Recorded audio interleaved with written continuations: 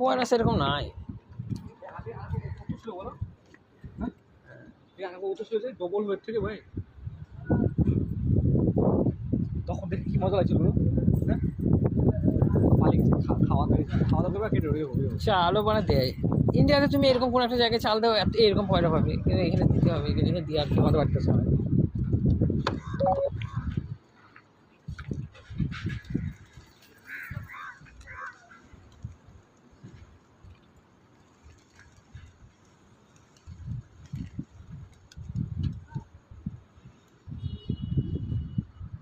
তাহলে কি সরষে নাকি?